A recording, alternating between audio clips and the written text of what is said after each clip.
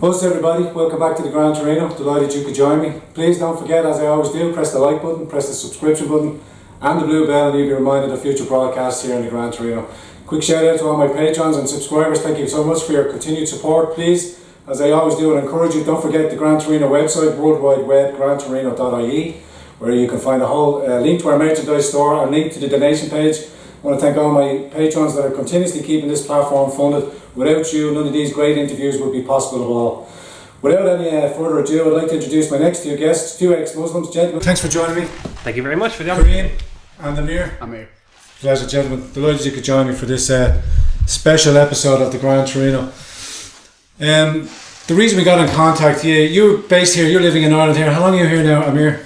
8 years. 8 years, and Kareem? I've been here all my life. Yeah, you're born? Well, bar the 6 months I lived in Belfast, so you same island. I mean, so yeah, all my life. Perfect.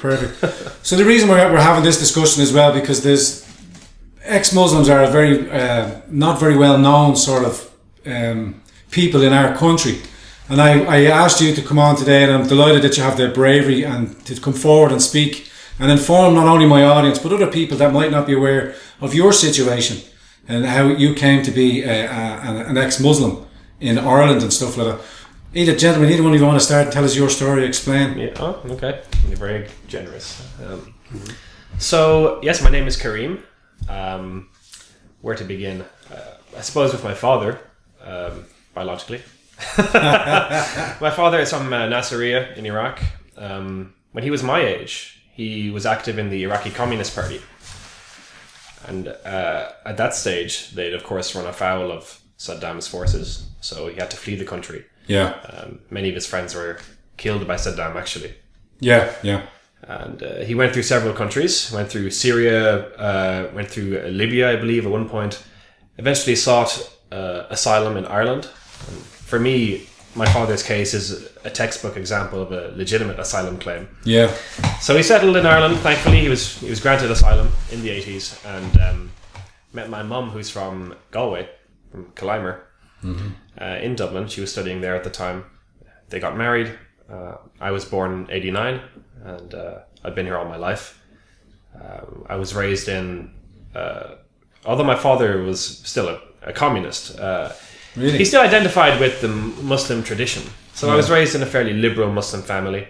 I was sent to the Clonskeagh Mosque for my primary education, as was my older brother and younger sister.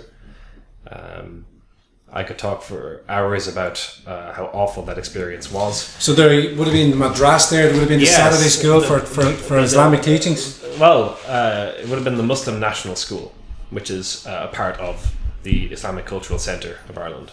It's a primary school. And yeah, we were taught all manner of outrageous things in that school. We were taught that, don't take Jews and Christians as your friends because they're Kafur. They're the kuffar, they're destined for hell.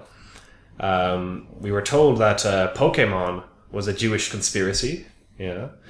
There's a tremendous fixation upon the Jews, actually. We were taught that during Friday prayers, the birds that perch on top of the mosque are the Muslim birds, and the ones that fly away are the Jew birds. Now, hearing that, people might laugh, but really when you think about it, that's incredibly sinister. It's planting these seeds of hatred and distrust among young minds. So that was my primary education. Yeah. And leaving that school, I wasn't particularly enamored by Islam. So as a young teen, I wasn't particularly religious. It was only in my late teens that I actually became more religious and got into the faith proper. I started attending these halakas, or religious gatherings in the city centre that were hosted by this nebulous group called Muslim Youth Ireland. And we would discuss Islam and we would discuss the role of Muslims in the West at these meetings. They were held in this building called Ozanam House in Mountjoy Square. Yeah. They were eventually moved to the Black Pits Mosque in South Circular. But the tone of these meetings was very strident, very anti-Western, just apologetics for terror and for Islamic expansionism. Thankfully, when I went to college and I met so many people who were not particularly religious and who were just ordinary, decent people, that allowed me to see that you didn't need Islam to be a good person. And also the decision to study genetics made it all that more difficult to really reconcile the supernatural aspects of Islam with how I know life has evolved on Earth. So all of that eventually came together, and one day I woke up and I was able to admit to myself that I was no longer a believing Muslim. And from there, I was able to meet with other like-minded people and with their help, build a community in this country, which has now reached a stage that, people are becoming more aware of us. And hopefully we can do our bit to not just empower other ex-Muslims, but give ordinary Irish people the confidence to talk about Islam without thinking that they have racist motives or anything. Yeah, that's very important. Yeah, very that's important. my story in a nutshell. Amir, you're 8 years. How was your journey here, and how? Right. I should start from the very beginning, the childhood. I was born in a Muslim family because I didn't have any choice. And since childhood, we were told to learn Quran, offer prayer 5 times a day, and if you miss one prayer, you'll get a punishment from your mother or your father. So the different type of punishments, like sometimes they will say, okay, you're not getting the dinner because you didn't offer the prayer. So it was pretty like my parents were very strict about the religion, and I think most parents in Pakistan are like that. So I didn't have any clue. Like I used to hate the Western culture. I didn't hate the people, obviously, because I used to watch English movies, and I love English movies, and I was a big fan, especially back then, like Back to the Future and all that, those films were coming. But then this thing, like obviously my parents was telling my my friends, family members, everybody, like all the problems in the world is coming from the West. So it was just like an imagination, like basically like a boogeyman. Yes. Like a figure of a boogeyman. It's the West's fault that the world is failing, so we have to combat the West. Would that be right? Yes.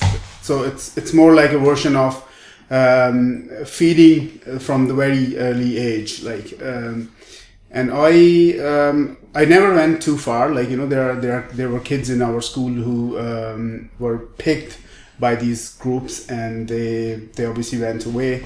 And they became jihadis, and some of them are killed. I don't know, some of them are dead. But then that was my childhood. I went through all that, went to school, went to college, and I was a devout Muslim. There was nothing in the back of my head to ever leave Islam. I could never even think in my dreams that I'm going to leave Islam. So life moved on, and when I came to England first as a student. I was there.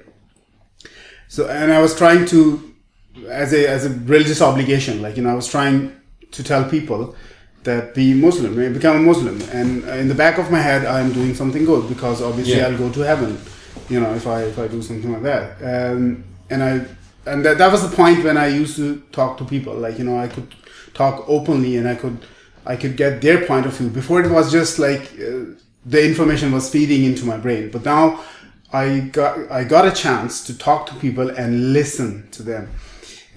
So the more I talked to people, the more doubts were coming inside me, and I thought, I should not think all that, because this is shaitan, like the devil. Yeah.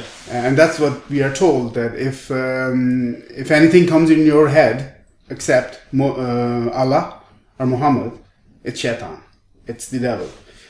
And I thought, no, I should not think about that. That's it. But then, obviously, you can use your brain, and then it took me 4 years to start from questioning, to leaving Islam. And those 4 years, the first year was worst, because I was just telling myself, you're doing something wrong. Don't do it. Get back. It must be incredibly hard to when you're questioning your epistemology, your understanding of the way the world is, and how you were brought up, and this is the way it is, and this is these set of instructions were given to you, but now you're questioning the instructions. It's a real hard mind wrap to get your head around, and when you're questioning your own beliefs. Yes, and I think it's not easy, but and hence the reason most Muslims they're like in a cage. So it's their cage around themselves, and they don't want to go outside that cage. And if they try it, their friends, their family members, they will tell them, oh, you should read that book. You should go talk to that mullah. He will tell you something better, and then you will go back to your religion because you're on the wrong path. You're not supposed to do that because you're Muslim. Yeah. You're being corrupted by the West. I always say that. They will blame somebody. Muslims, they play blame game all the time. All the time. Yeah. It's not them. There's nothing wrong with Muslims, but it's the infidels, it's the kafir, the Western society. And as we use these terminologies for some of our audience that might not be aware, because some of the terminologies that you've used, I'm only hearing about now and learning, but I understand like the House of Dal War, the House of War. So people, I don't want to break away too quickly from your story, but there are certain terminologies that people should become aware of, like taqiyya.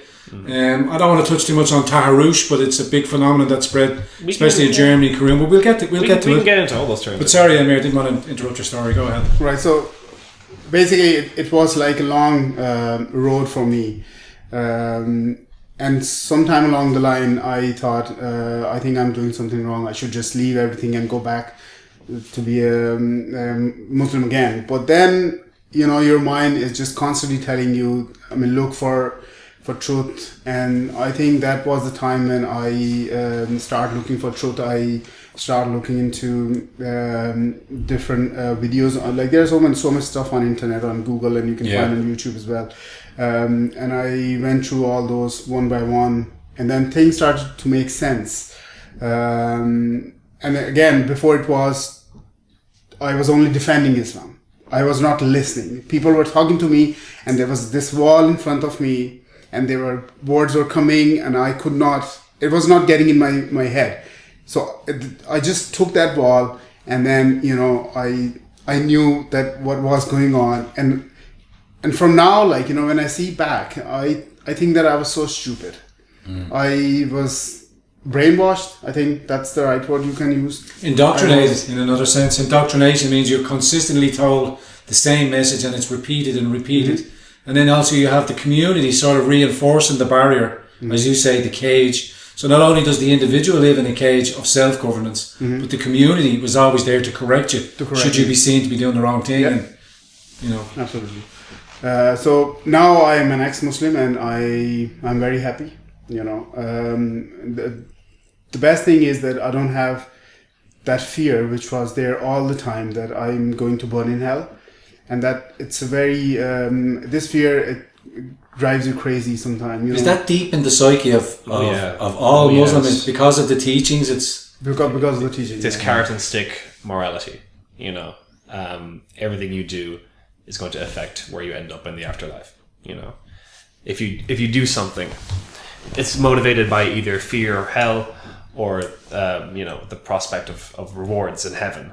That's not morality. Which it makes a mockery of the whole idea that you need religion to understand morality. It's the opposite, if anything. I understand that. Amir, sorry, go on, continue. Right. So now I'm part of the group, the Alliance of Our Muslims of Ireland, and that has a Facebook page as well. You have a website. We have a Twitter page and we have a website, and there's a lot of material on the site. There's a dedicated page on Islamism in Ireland.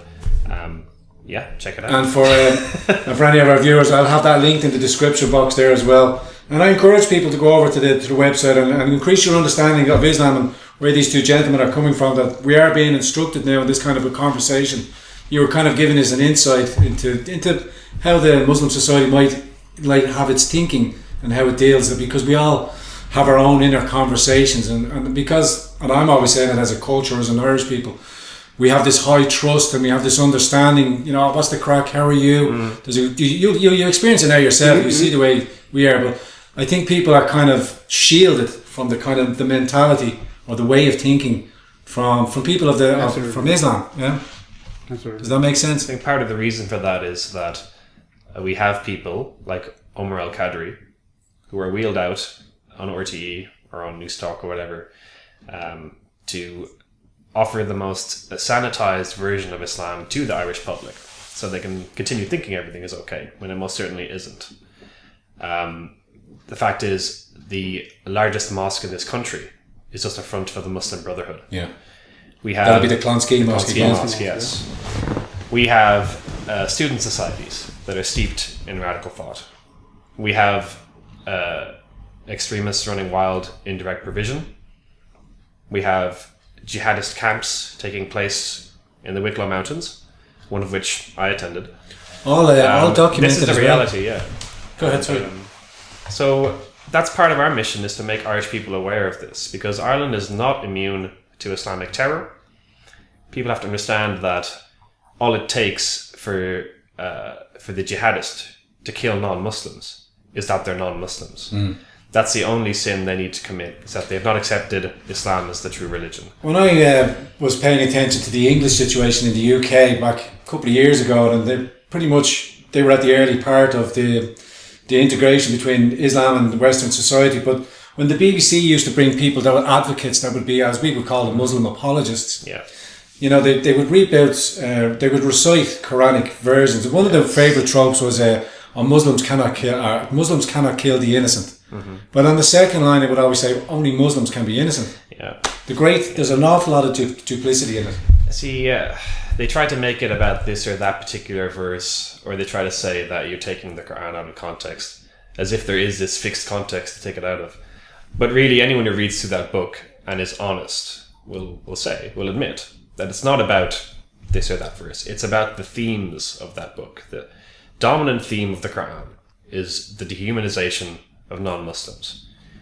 Over and over again, Muslims are encouraged to kill the disbelievers, kill those who reject faith, the kuffar. And again, that would be included in the prayers, the certain parts of the prayers, but you'll have the people like and I'm being a bit rough, where the trees call out to the Muslim to kill the Jew. There's a Jew hiding behind the tree. Hamas, they quote that hadith in their constitution. They say the day of judgment will not come until the Muslims fight the Jews, and the trees will actually tell the Muslims where the Jews are hiding. And yeah, that's front and center as well. It's a very prominent, very well known hadith, Bukhari, so it's a sahih, tradition, verified. But how did you feel then when we had Hamas and Hezbollah come over here, the ambassadors, and the President of Ireland shading and greeting them as if they were fellow compatriots, or we have Irish people defending Syria or Palestine without any concept or knowledge? Yeah. They see the big US war machine. We get that and we understand that. Sure. But we have to understand there's two sides to the story, and Islam isn't innocent in all of this. I think it goes back to what you're saying about Irish people being very welcoming, having they're known for their hospitality. So when I see that honest, that golden tendency being exploited by these Islamic imperialists, these Islamic expansionists, it really makes my blood boil.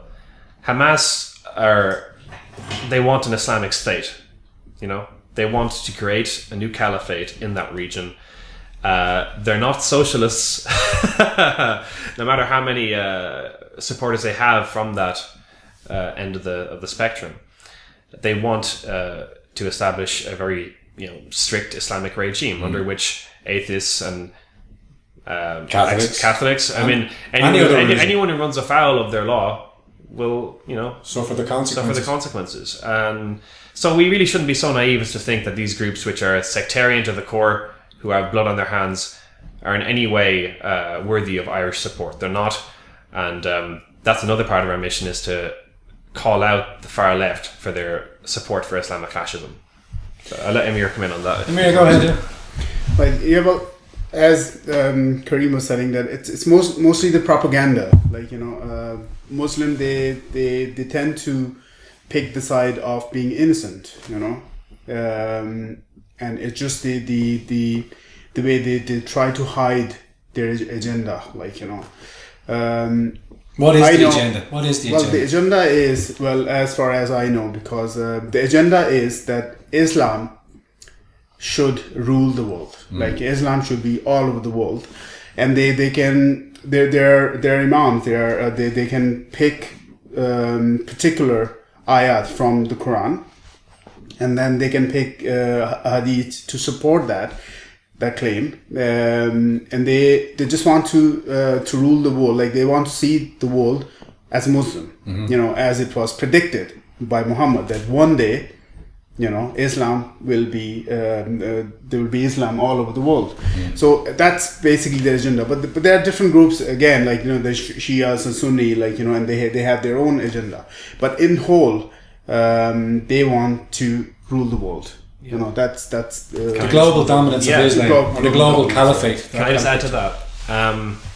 So the reason we say that Islam is the problem, not Islamic fundamentalism, not Islamic extremism, Islam itself, is because the religion is inherently imperial. The idea is that Islam is God's perfected religion for mankind, the final word. So that idea, that concept, breeds a natural intolerance towards people of other faiths. When you combine that notion with the idea that Muslims have a duty to carry this religion to the ends of the earth, and the result is violent conquest. That's what we've seen for the past 1400 years by Muhammad and his successors, all the way to the Ottoman Empire, and now with ISIS and other groups. They are imperialists. They are adhering to the real spirit of the religion, which has always been violent, always been imperial. It's laughable to us when these apologists try and say that ISIS have nothing to do with Islam. They have everything to do with Islam. They are Islam. They're the most pure Muslims, historically. They're the most honest ones. If you want to know what Islam is about, you ask a jihadi. You go to Syria, talk to ISIS, talk to the al-Nusra Front. They will invoke Ibn Taymiyyah, who is revered by the vast majority of Muslims as the great Islamic revivalist. They'll invoke him to support their claims. And they're totally legitimate in doing that. It's quite telling that we had the Christchurch attacks, in New Zealand. What did we see after those attacks happened? We saw a mass outpouring of sympathy from the Christian and the non-Muslim community in New Zealand, didn't we? Huge rallies, to show the Muslims in New Zealand that New Zealand doesn't stand with these terrorists. How often have you seen that from Muslims when there's an Islamic terror attack? Never. You never see a mass rally of Muslims against terror because they know that it's justified in their faith. So when we say justification in the faith, just to break it down, there'll be many people out there that will have a great understanding of the Quran, the Hadith and the Surah and all that kind of stuff, but for the ordinary observer, for the individual socialist, shall we say, that only wants to espouse virtue without coming to any understanding, just wants to be seen in a good light, will always seem to be taken on the side of the victim or anything like that, just to give them the basic tenets of Islamic teachings like that. For one, that as I said, only Muslims can be innocent, but the kafir, as we're told about, just as the Jewish religion calls us the goyim, the non-believer of the Jewish faith, the Muslim will call the non-believer of Islam as the kafir. The kafir, sorry. But in one of the tenets, it will also say, and it will say along the lines of, you can be friendly with the kafir, but you cannot be a friend of the kafir. Could you extrapolate on that? And it kind of ties in with the taqiyya, the acceptance of lying for the benefit of Islam. You want to come in on that? Right, well, I can just add that because according to the hadith, if you are friends with the kafar, then don't think that they will never be your friends. Just think this way, that you can have contact with them. And there is another thing which is very interesting. You can marry a girl, but you cannot. A man can marry a girl which is not Muslim, but a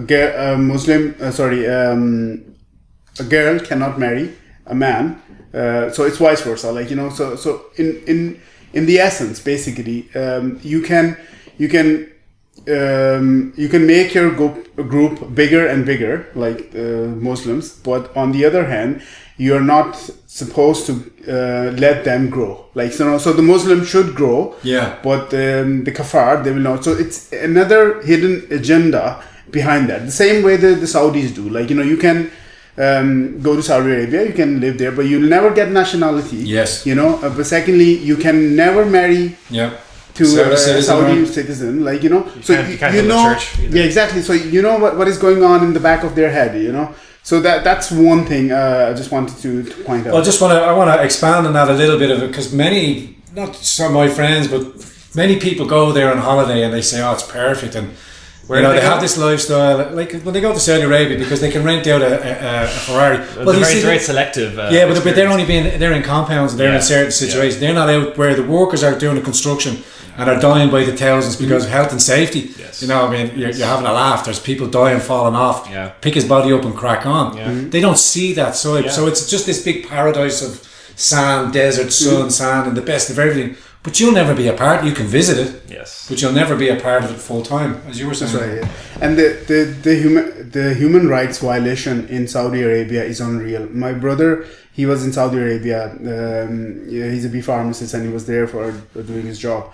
And I was talking to him, and the things he was telling me is just unreal. Like, they treat man the worst way possible. Like, they literally they don't have proper accommodations, like, and and it's happening in the heart of the Islamic empire. So people are talking about, Islam, they give you, like, they treat you well because it's in Islam, like, and everybody's same and all.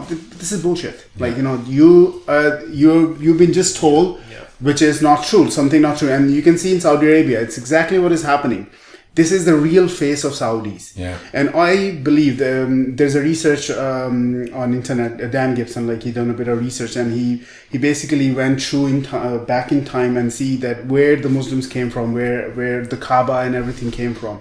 And it's very interesting that he proved in his theories that the Saudis stole the black stone from Petra and they brought it in Mecca. Yes. And it's a made up, so, like, if you look and everything starts to make sense. Oh yeah, that makes sense, because you have a stone and people are coming giving you money just to circle around 7 times. Like, what a good business. I'll do that business. You give me a stone and I'll put it somewhere and people circle around and you get money. I'm like, that's worth pointing out is apologists for Islam will talk about the Ummah, the global Muslim community, as if it's this unified people, as if there's total harmony. But we could talk forever about the oppression of Muslims by Muslims. Yeah. The Saudis have no problem employing slave labor from other Muslim countries to build their stadiums or whatever else, because they would say the Arab is the only kind of pure Muslim. Because that would be their ethnocentrism. They're only. But that's also backed up in the Hadith, because in the Hadith it said that the Prophet gave preference to certain tribes, like the Ansar and all these other tribes over his other companions. So there's a basis for that in the scripture too. It's really impossible to separate Islam from basically anything that goes on in the Middle East. So this is a fascinating conversation, and again I want to thank you both as well, and it's a rare privilege to get to speak to people that, as I say, I come here to learn, because you've grown up in this, you understand it, and the fact that you were able to disengage yourself from that teaching and see it from an objective point of view, and then to be critical of it, because as you're growing up or as you're taught as a child, you don't get that feedback, as you said, that frame is referenced in it. So my thinking then is more and more maybe Muslims from different areas around the world come to more and more Western societies, that maybe they might have that awakening as well. There is that chance for that, and that's to be lauded and that's to be encouraged. But for us as a society, not to pinpoint the jihadists and the people that want to propagate the true fundamentalist value of Islam, I think it's incumbent that we should speak on that. And I want to touch on the subject now, and you can say yes or no on it.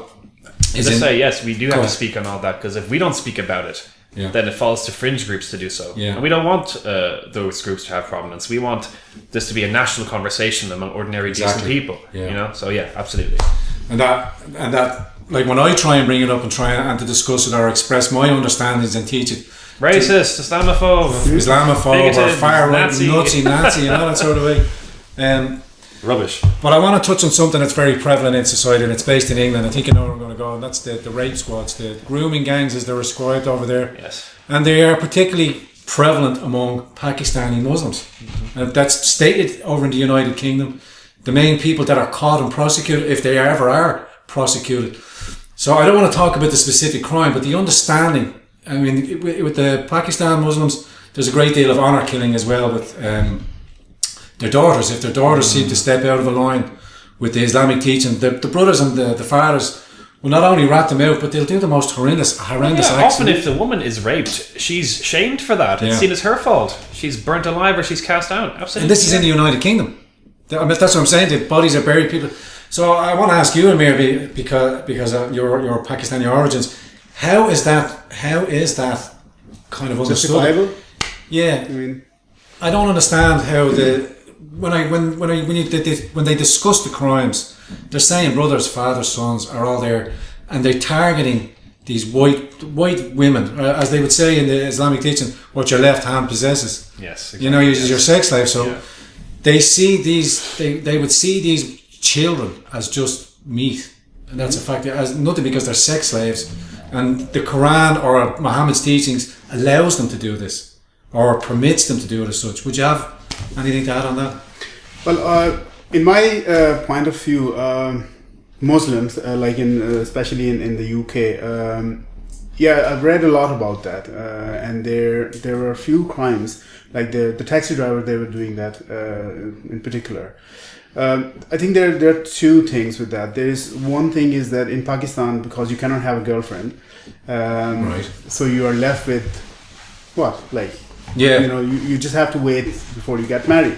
And then there is this urge, like I would say, Your sexual appetites and stuff. It's So repressed, yes, exactly. appetites. I never understood that as well. So in Pakistan, you're not allowed to have a girlfriend. You can only have conjugal relationships with the male and female only after you're married.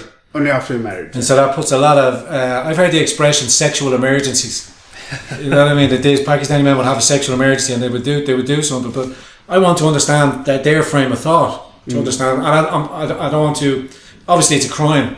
It's a very despicable crime. But to understand that frame of mind, so that's enlightened me to say that in Pakistan you can't.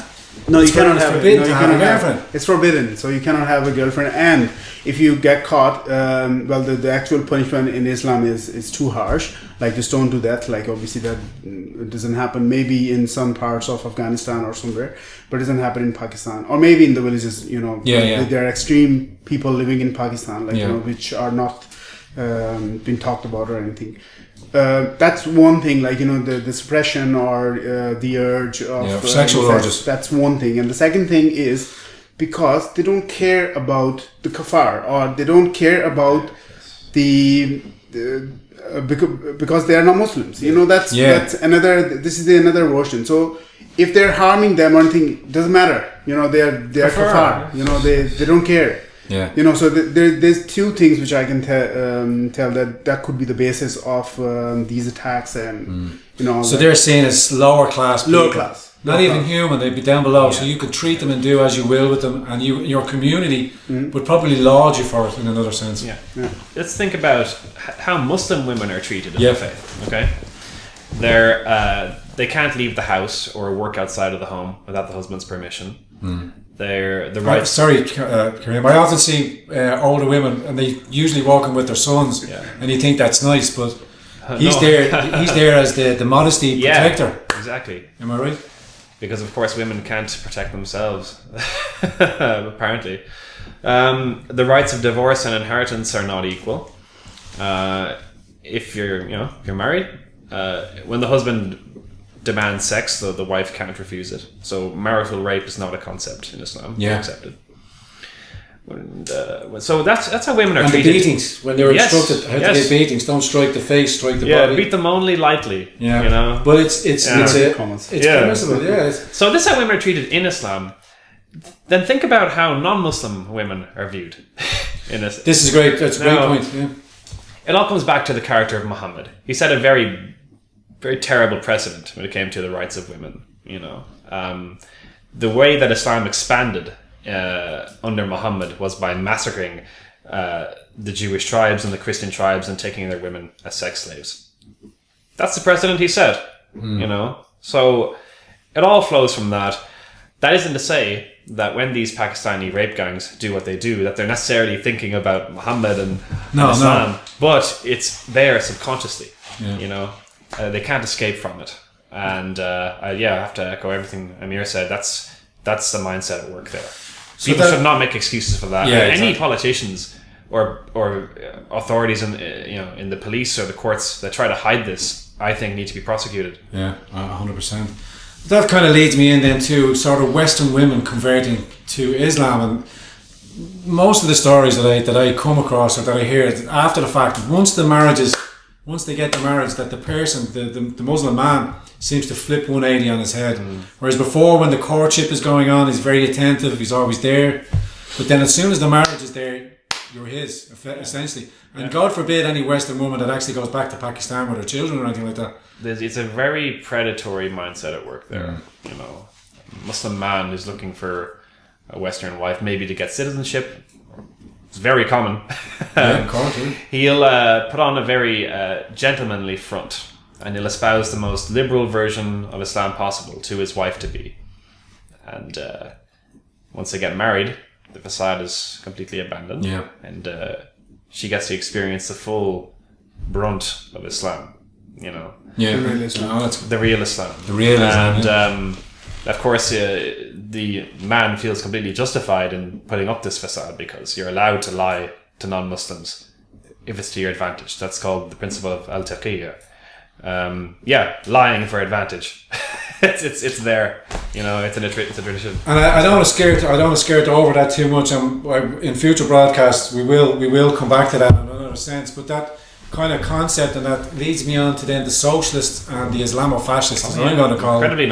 Incredibly naive. So the socialists in Ireland, who see the terrible wars that go on around Syria, but when people are brought into our country and we offer them help willingly, you know, in our society, but when they come with these core, I would say, bad actors, or the true Islamists, or the family you've already mentioned, and I've already questioned the Minister of Justice and Immigration, David Stanton, at a meeting down there, because I heard reports of the black flag of ISIS being flagged and flown in some of the ISIS centres.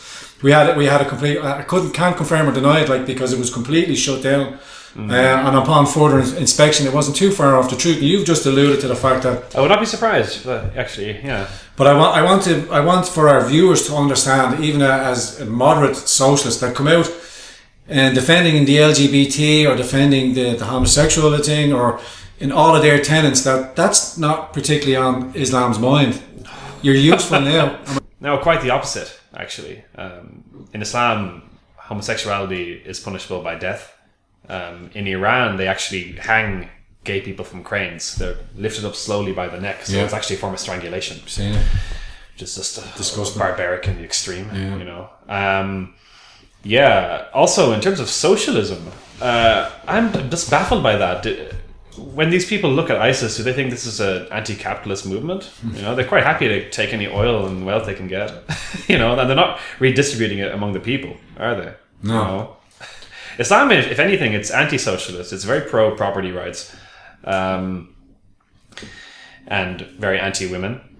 And I think Thomas Sankara, the famous socialist, said women hold up half of the sky.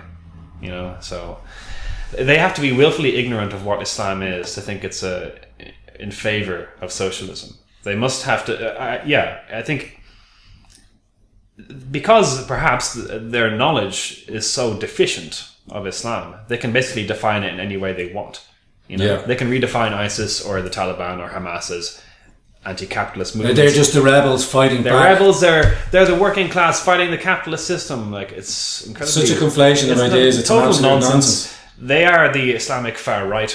They're Islamofascists. They're Islamic imperialists, and the sooner the left wakes up to that, the better for everybody. Well, our socialists over here are talking about British Islamists. They need to get out of this country, you know, because of the rule. But they won't talk about Islamic imperialism and stuff like that because imperialism can only be a Western thing. Do you think it's same with slavery? do you think it's intellectual cowardice, as not like that, because they won't discover the true tenets? They don't want to uncover the horrible, the horrible truths of Islam. If you really do your diligence and understand it, we're going back to a 1400s year old religion that hasn't really progressed past the third or the fourth century. Yeah. You know, in most regards and stuff like that. Yeah. So I want to break away from that. I want to zone into some other tenets. I mentioned earlier on about halal.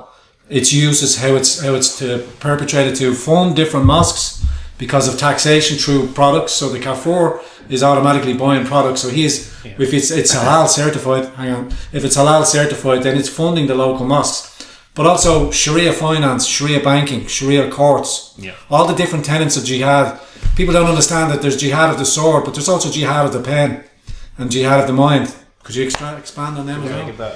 Well, as far as jihad is concerned, there are 3 different types, which was described, you know, and since obviously the childhood I was told, the best way of jihad is to go in the battlefield and to be in 1-on-1. So that's the best type of jihad. The second type of jihad is that you can do a bit of damage in any shape or form. Could either be financial, you know, any sort of damage. So that's the second type. And the third type is that you can feel, you just feel bad about the other person, like, you know, you just keep a grudge or something inside you. So basically, you know, if you are my friend and I will pretend that you are my friend, but that's the third or the lowest category of jihad. So that's how we were brought up about this idea of jihad. But nowadays, obviously, you cannot just go and then fight with people. So what people actually do, they will bring different type of posts and, you know, the bad remarks about some groups and stuff like that, and then they'll identify them and target them because they target them. Target so them. That's the type of jihad they bring. Yeah, there are then different forms, as I said, the pen, the sword. I was going to ask you, Kareem, as well, halal certification in this country and its funding of the mosques, and then if you could finish off then as well, Sharia court system, and I know they're already operating here underground. I very well much imagine that, and inform people that there's a lot of stuff that happens in the UK is happening here now, and it's just underground. So you brought up 3 major issues there. We go in reverse order, I think. With Sharia courts, we have to understand that there is no concept of secularism in Islam. Church and state are together. Muhammad was, he wasn't just a religious leader, he was a statesman. So the two are indistinguishable. I don't believe there actually is a word or a designated word for secular in Arabic. Maybe not until recently, but so the idea of everyone having to obey the same law, the same secular law, is alien to the average Muslim. You know, if you're a faithful, dutiful Muslim, you only obey God's law. So naturally, they demand their own courts. The same way they demand their own slaughterhouses and butchers. And one has to wonder, where will that end? Mm-hmm. If they're demanding to obey their own laws and they're demanding for their own slaughter practices, and they set up actual Islamist political parties like the one in Belgium. And it's becoming very close to getting into power. So clearly they want ultimately to be in power. Yeah. And it goes back to the imperial nature of the faith. Sharia courts are obviously a travesty of justice. They do nothing to empower the Muslim community. The women and children are at the mercy of these courts. These mullahs who make it up as they go along. But let's just say in the case of a woman, 2 witnesses in the case of rape. Yeah, exactly. Yeah, you know what I mean. You are only half the man in value. One woman is only half a man's worth. Yes. Yeah. Oh yeah. I mean, it's obviously a tragedy that Muslim women who are living in the West and who perhaps expect to be treated as equals end up being treated as if they'd never left the Muslim world in the first place. You know, and in terms of the halal slaughterhouses, just in case the viewer isn't aware, should we talk about halal? Yeah. So the idea in Islam is that unless a cow or a sheep or whatever is slaughtered by a Muslim, then it's not pure. It can't be eaten. Which is obviously, in our mind, a very wicked mindset. To say that you can't eat this product because it hasn't been prepared by someone who doesn't share your particular beliefs. Yeah. Incredibly sectarian and incredibly petty. But that's the basis of these slaughterhouses. Despite what the apologists say, it is in no way more humane or ethical. If you've ever seen any of the videos, we see them. You can see the animal is just writhing, convulsing for 60 seconds or more as it just bleeds out. I've seen some animals survive a lot longer and they're hung upside down, even as they're bleeding out, still in pain, even as the skin's being removed. It's absolutely horrific. There's nothing humane about it, and it should be banned. Again, another philosophy like PETA, for animal rights and all that kind of stuff, but you have to have halal. So we have certain organisations over here, KFC, Subway, yes. And then unbeknownst to you, you'll have that halal meat that will be served up to you, and you might not even know that it's halal meat. For me, I wouldn't want to eat halal meat because of the adrenaline rush, as I say. I think that meat would be tainted because the animal is under so much duress, it's being flooded with chemicals. Whereas the Western way is just a quick bolt, the animal knows nothing about it, it's over. Yeah. Just makes better sense. And for me, veganism is a complete non-starter. I admire if you go through that sort of thing, but we have to eat meat as human beings, and there's a lot of heads going to explode over that comment. But it's worth pointing out. So you have to. Go ahead. See, this is what ex-Muslims are like. We have so much to say, and we don't have enough time. well, let me start by saying this won't be our first and one and only interview. We'll come back and make this a series because I'm sure there's a lot of things and a lot of learning, and I'm sure my audience is getting a lot of new information that they wouldn't be aware of. One of the beautiful things about the West is that people can choose to be vegan, they can choose to be vegetarian, whatever. In Islam, veganism is not allowed because you can't forbid that which God allows. God has allowed his creation to eat the products of the earth, whether it's plants, animals, whatever. So in order for, if a vegetarian then says, I'm not going to eat meat because I think it's wrong, then you're saying God is wrong. You're saying Muhammad is wrong. Yeah. So it's not allowed in Islam. At least in the West, people are free to do so. Amir, you wanted that? Yeah, there is another political kind of view about this that, say if you go to Saudi Arabia, and is there any shop you can buy ham? Can you? Sorry, go ahead. Is there any shop you can buy ham? No, there's no shop. So why do we, Irish or any other European countries, they allow halal meat here? It doesn't make sense. It's the same way. If you're not given this opportunity to get a ham in Saudi Arabia or any Muslim country, then why are we allowing halal meat in this country? The laws are crazy here. It's capitulation. When people try to say the West is racist and intolerant of Islam, look how many concessions we've made to these people. We could offer them into our homes and all voluntarily become homeless, and they'll still say we're racist kuffar. There's no point in trying to appease these people who hate us because of who we are. That leads us on, and I think we'll round off on this point as well. The hate speech legislation that's been brought into Ireland. I think that's kind of where we're kind of leading off into.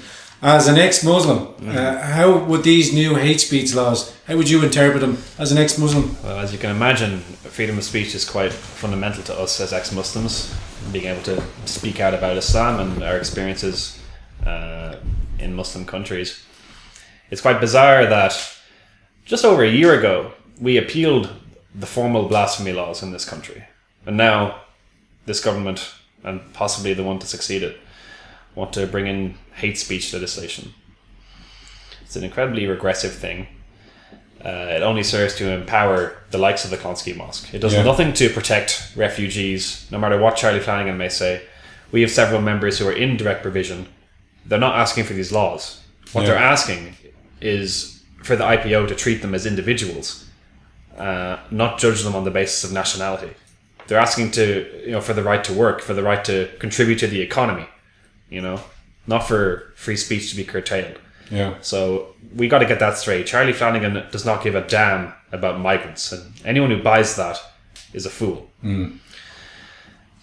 Of course, now the proponents of these laws, including the so-called anti-fascist types, would say that it's only targeting hate speech. From who? But who defines hate? Exactly. Hate's a very fluid term. Yeah. If the precedent is that we're going to ban offensive speech, then that's effectively banning any kind of meaningful discourse. We couldn't have these conversations. Exactly, because the very act of thinking is to risk offending somebody. So we have to stand opposed to that. Anyone who believes in civil liberties, or who even believes in just a mature society, because it is a question of what kind of society we want to live in. Do we want a mature society where, people can debate each other and challenge controversial ideas in the public arena? Or do we want an infantile society where I can run to the court to silence you because you don't share my views?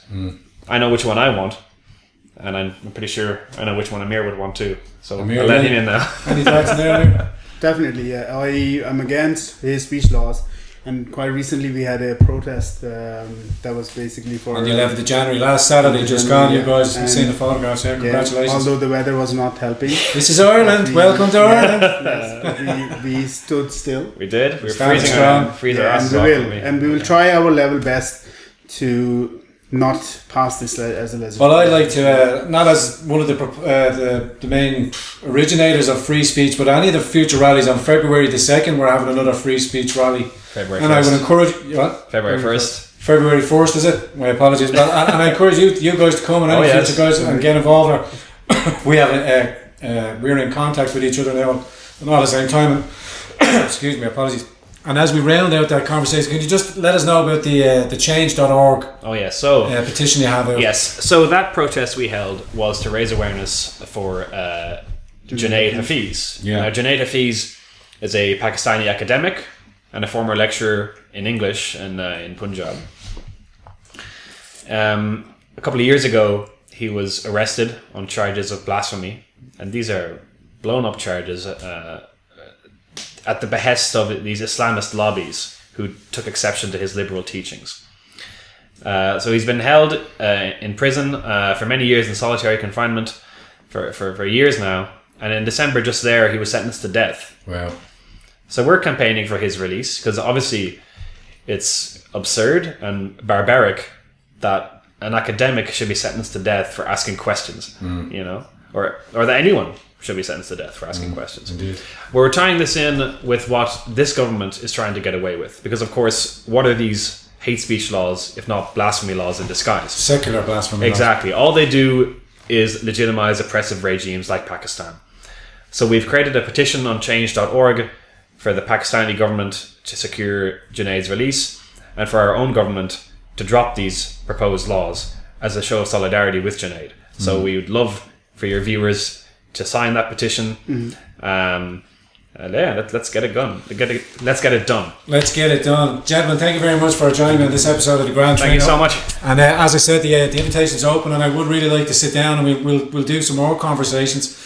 And if you have any questions that you'd like to ask either of these gentlemen, leave your comments in the comment section down below, and come when we confirm another interview with Amir and Kareem, we will get these questions answered to you. But we can go on this journey together, and we can maybe cross some bridges with the Islamic community as well, and maybe open some doors, because if these conversations aren't allowed to happen, that's where we're going to start butting heads, and I don't want that, you don't want that, and that's why I commend you, both brave gentlemen, for speaking out, because as much as I'm at risk, these two gentlemen are also at risk, even in this country here. So we, as Justin said, there's 70 jihadis on the watch list. What are we watching them for? They shouldn't be in this country. And there's a range of other things that a national patriotic government could do, and we could all have a more harmonious society. Again, as I said, the petition will be linked in the description box down below, and any Facebooks or any other relevant information that Kareem and Amir wish to bring forward, I leave that in the section below. But again, I want to thank you all for your continued support. Don't forget, if you're new or if you enjoyed these conversations, don't forget to press the like button, press the subscription button and the bell, and you'll be reminded of future broadcasts here in the Grand Torino. Gentlemen, thank you very much. Thanks so much again. Us. Do you want to throw one us up there as well? Us is jiu-jitsu. Us.